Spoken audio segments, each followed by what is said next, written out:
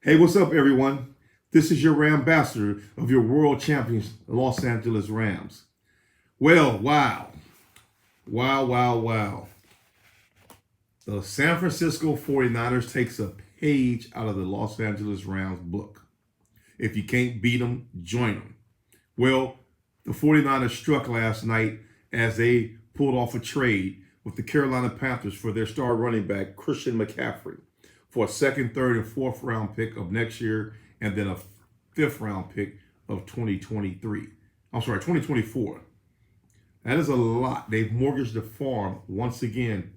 They mortgaged the farm 2 years ago to send three first round picks over to, I can't remember. So, for the right to draft Trey Lance, who's out for the season, and now they give up the rest of their draft for next season.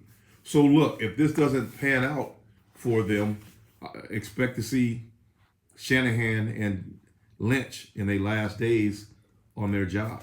But what does this do for the 49ers? I know this is a Rams podcast, but again, this is in the NFC West in our division, and how would it affect us significantly? What are you doing is now you have added one additional explosive player to the offense of the San Francisco 49ers, who we already had an issue trying to stop Debo. Then you have Brandon Ayuk. Then you pencil in George Kittle at the tight end position, and then the other backs they have. Fortunately, Elijah Mitchell was out, but you still have they just signed Tevin Coleman and Jeff whatever Jeff last name. I can't even think right now. It's early in the morning, but they still have some pretty explosive running backs that can platoon right along with McCaffrey. Now, what does this say for the Rams moving forward? Well, the integral part to this is that the Rams now have to counter this move. And how do they counter it? So now, the Panthers said Brian Burns is off the table. But look here, I don't believe that's true. I think if Les Snead was to put together some type of package that the Panthers can't resist, I will see them pulling the trigger on Brian Burns. What does Brian Burns do? Brian Burns brings another explosive edge rusher coming off the edge. Now, right now, if you look at our edge rushers right now, you've been platooning between Hollins, Floyd, and Lewis.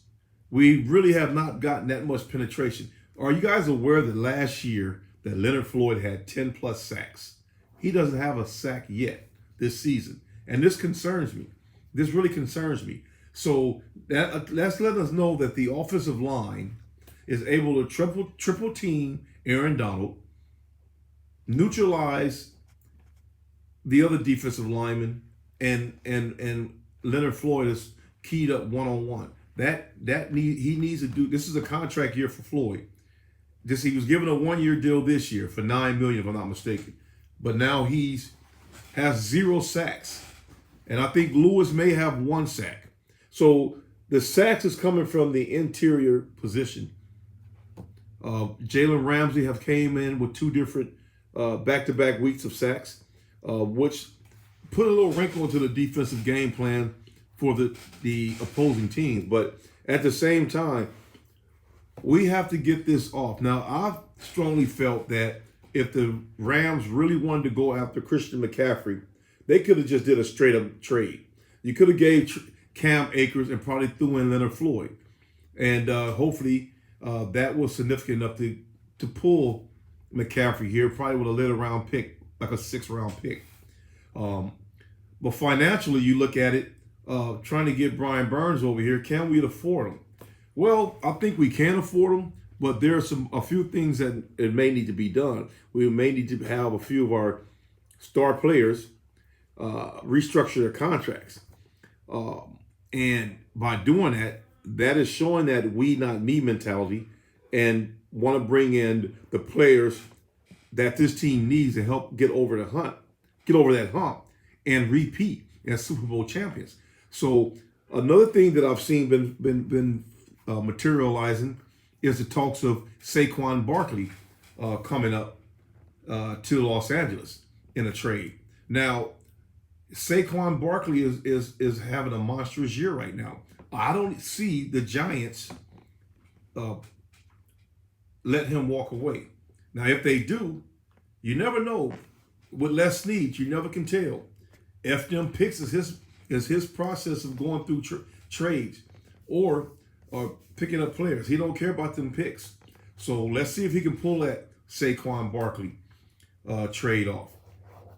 Get Odell Beckham back. With that being said, with Odell Beckham is, and as of late it says he's going to sign with the Chiefs. Then it says the Bills. He promised Von Miller that he's going to be coming to the Bills. Then recently his New York Giants on the reunion with Saquon Barkley. So who knows what's going up. I'm going to tell you right now, with this trade deadline coming up, what is it, November 1st?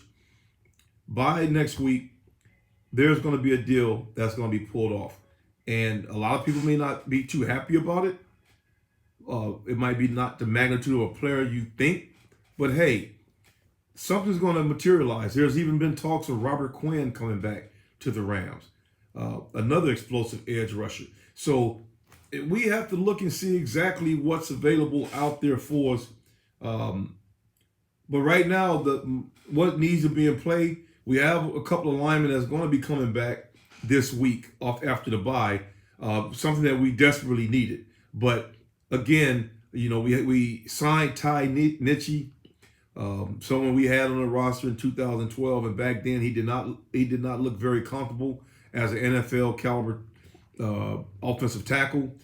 He's been around on a few rosters, had a little play as of late with the Cowboys, practice squad player, but can he maintain the level of play at the offensive tackle that's going to keep Stafford upright?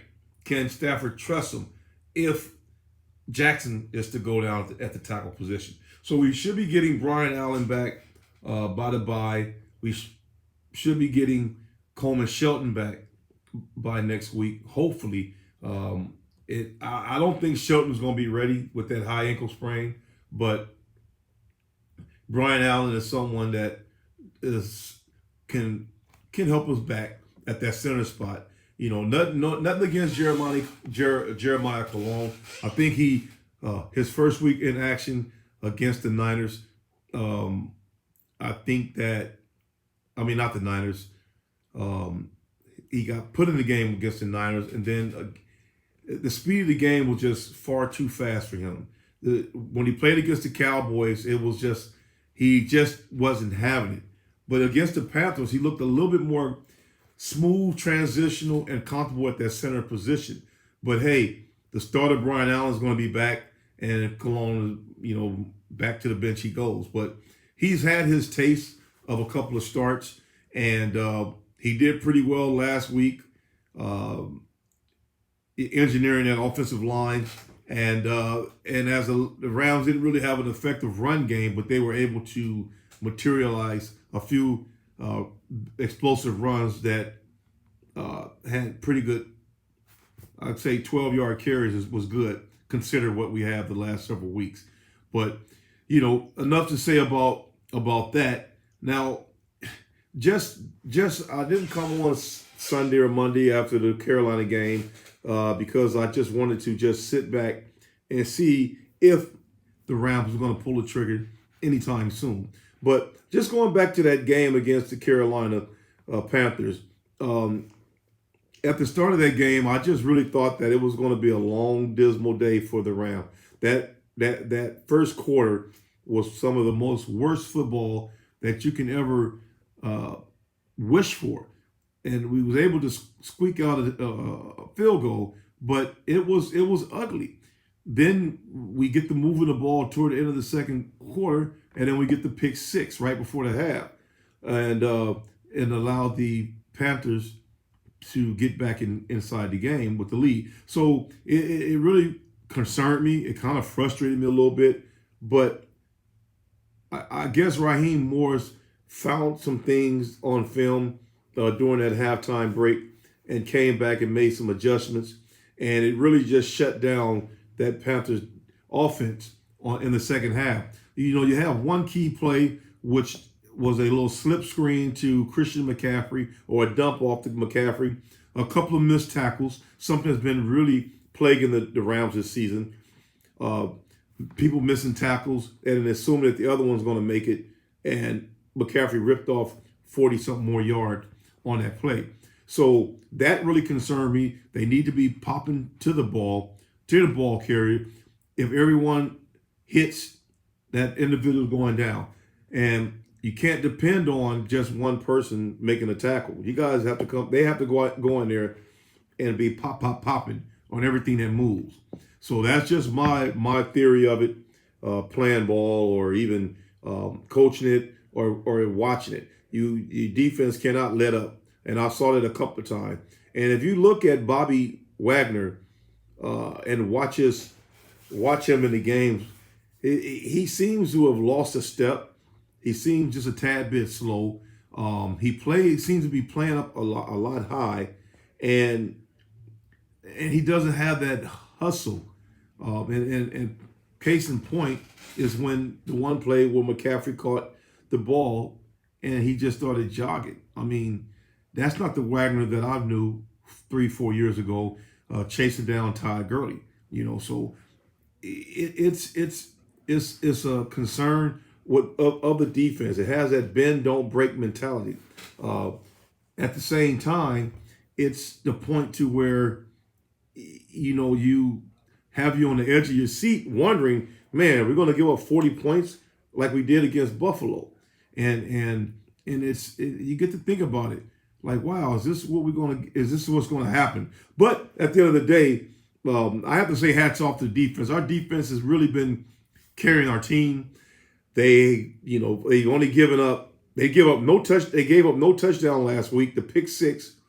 The week prior to that was no touchdowns. They really given up. You had a pick six. No, not a pick six. You had a fumble and a block punt. We gave up points from the offensive side of the ball for the defense on the field for long periods of time, and they just tire out. But now you control that clock with the run game, a positive run game, something that we still have not yet been able to get in place, but it's coming. So now that right now as it stands, Darrell Henderson is the workhorse back, and he needs his touches, as well as you have Malcolm Brown back. We also have Ronnie Rivers, who really that I didn't have no doubt in him as a receiver out the backfield, because that's where he was mostly deadly at Fresno State. But his first run play at the 7-yard line, he got blew up, and that just showed because of the weakness of our offensive line. But Kyron Williams is probably due to get back here pretty soon. So it's going to be really important to see what McVay and Les Snead pulls off on the offensive side of the ball. If Saquon Barkley is actually is in the works of trying to work out a trade with him. Melvin Gordon is another piece who wants out of Denver because of the way his production has dwindled since last week. So there is a couple of backs. There has been talk about Kareem Hunt, but I do not see Cleveland letting Hunt go. I just don't see it. We bring in a new lineman and get rid of Tack McKinley. I'm still trying to scratch my head on that one. McKinley, when given time, could be an explosive lineman. He can line up all over the field, but they cut him. Was waiting to see if they re-sign him to the practice squad, but as it stands right now, they did not, and it looks as if he may be returning back to Cleveland. So is there any other edge rushers out there the Rams can go and try to get here to this defense? Is yet to be seen, but a counter move is going to have to be made for the defensive side of the ball for next week, because McCaffrey is going to be in SoFi once again in back-to-back games with the Rams, and in a whole different look. And it's going to be, I'm going to tell you right now, it's going to create nightmares for our defense. And linebackers is just going to have to stay home and key off. And the way that the Rams is going to have to neutralize both of them is hit them early and often. You blow Debo up, and you continue to hit McCaffrey. McCaffrey is a player who refuses to go down. As Debo, McCaffrey has a different type of fire than Debo. And I'm going to tell you the reason why. Because he's been that running back, and he's going to scratch for every inch he possibly can get. Debo relies on his size and strength. And any smart defensive back or linebacker in that place, you're going to hit Debo around his shins and ankles, flip him up in the air, and make him land on his back about 4 or 5 times. Then he's going to stop all that trying to run through people and stuff. He's going to start trying to break tackles by shaking. So that's how you demobilize a big person who likes to run over people.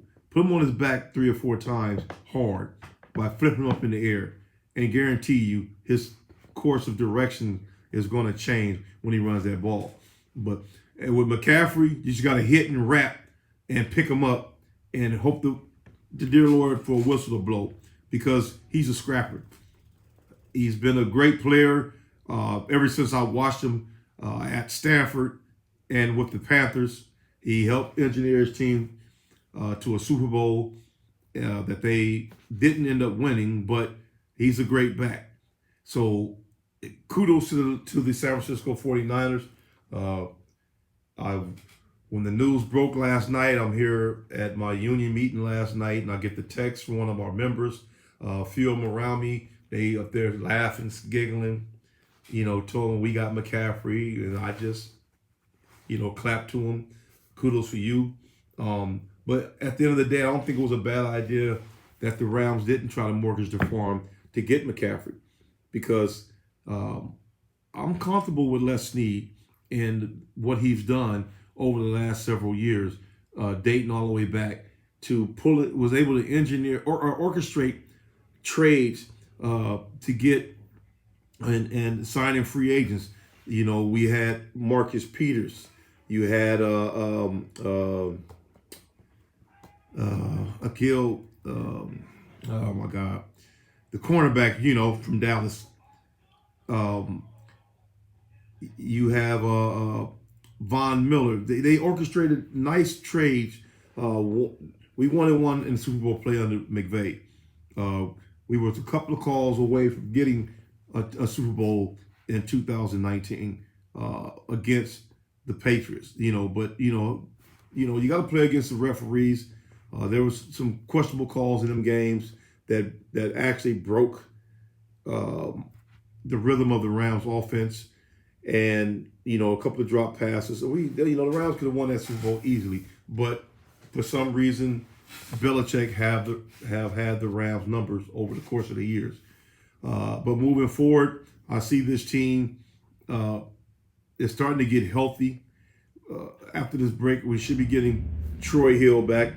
We should be getting Bobby Brown's going to be coming off the suspension list. Who else was injured? Kyron Williams, Coleman Shelton may be back. So we're going to be getting some key players back, and they just have to be fighting it out. And do I love our chances still as repeating? Yes. Is it going to be a cakewalk getting there? Absolutely not. And that's what a lot of you Round fans have to understand, that you got to win some, and you got to win some, but you're going to lose a lot if you don't play well. At the same time, you got to win a lot and lose a less to be dynamic in this league. So right now, the 49er chances going to the Super Bowl this year have really topped the charts now. I think that they are probably be one of the favorite teams from the NFC West with this acquisition. But again, I would not bet against my Rams not making it. Because like I said, as the season progresses, things are going to get cleaned up offensively and defensively and our special teams. And I can see us fighting through this, winning this division, and hopefully being able to be one of the top 2 seeds in the NFC. So let's just remain optimistic, fans. It can happen. A lot of you guys has already sold out from after we started out with a 1-2 record. And I don't understand how you guys can even sell your team away. I've been watching a lot of you guys starting to sell all your tickets. You guys are going to actually simply regret that, selling your tickets. You're allowing these other teams to come in here from your personal gains. No problem. Do what you got to do to make your money. But you guys are going to regret this when that NFC West championship comes back to SoFi again.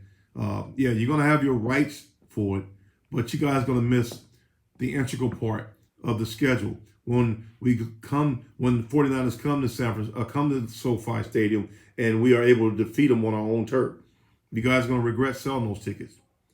You guys are going to regret when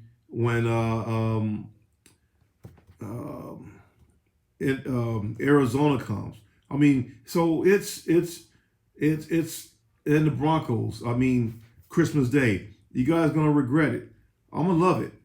So let's just look at it like this. We got to remain optimistic that this team is going to pull through. We have to have faith in our coach, despite the fact that he's supposed to be a we not me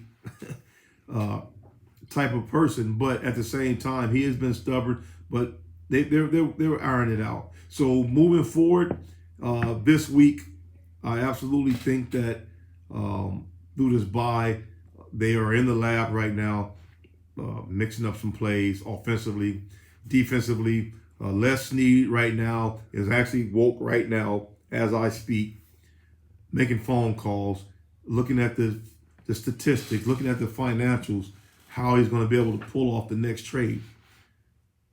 And it's yet to be seen. So we just have to see exactly how that's going to materialize and just remain optimistic that he pulls it off and that the fans are going to be happy. We can't please everyone, and that's just something that I've learned at an early age in life, that everyone can't be pleased about everything, but you at some point in time you have to accept it. And I don't have never had a problem accepting being victorious as a winner. So as I stated, you win some, lose some.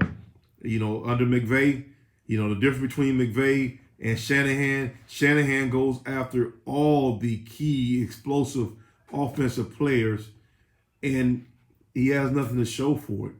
I mean, this guy has only won maybe 25% of his games as a head coach.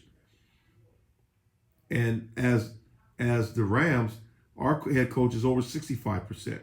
So who's the better coach with the less amount of talent on offense? It speaks. Yes, we had some key players on our offense. We've gotten rid of them. Right now, we don't have no real star. I mean, Allen Robinson is one of the biggest acquisitions that we signed this past offseason. I didn't think he was going to – I mean, I had a lot of expectations out of him. I'm thinking, he's going to be a 1,000-yard receiver. Cooper going to get 2,000. And I had them type of expectations. But in the first quarter of the season, he did not live up to that until last week he showed up against the Panthers. So being that he's able to get himself going, we have Cooper Kupp. We should be getting Van Jefferson back after the bye also. Now that's going to loosen up on the defense's coverage against Cooper Kupp. And I believe that with Jefferson coming back, and hopefully that OBJ is still in the plans. The recent report states now that he's going to wait to December to return after that ACL injury.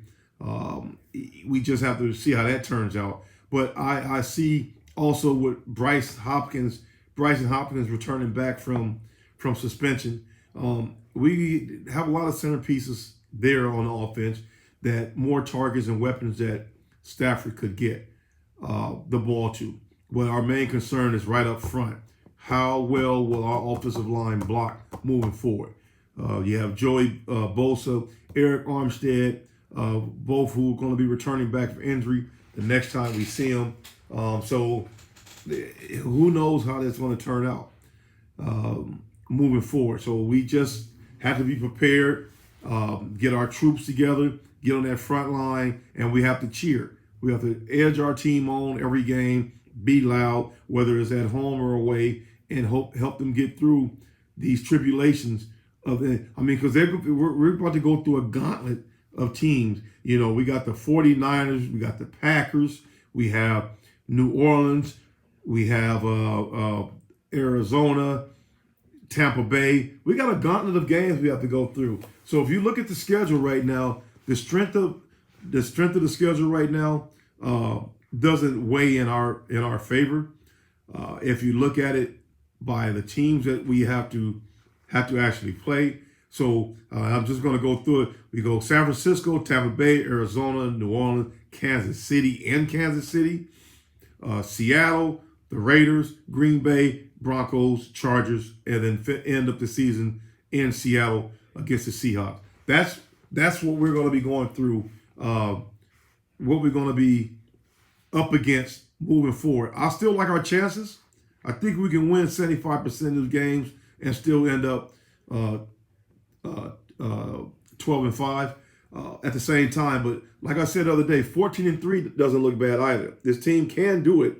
In my opinion, they can just run the table. But I wouldn't want to see them run the table because they'll be too hot and then be an embarrassment like the Los Angeles Dodgers did in the Major League playoffs. Your best team, and then you end up losing out in the first round of your playoffs. So we don't want to see that with our Rams. And as things progress, we want them to be able to win it all at some point. And are we capable of doing it? Absolutely. Do we have the team? We have two of the best defensive players. Well, let's just say three on the defensive side of the ball. At all skill positions, you got the defensive lineman, you have the linebacker and Bobby Wagner, the defensive lineman Aaron Donald, and then you have Jalen Ramsey in the defensive backfield. So we have the players. So I'm going to just go through the 49ers schedule real quick.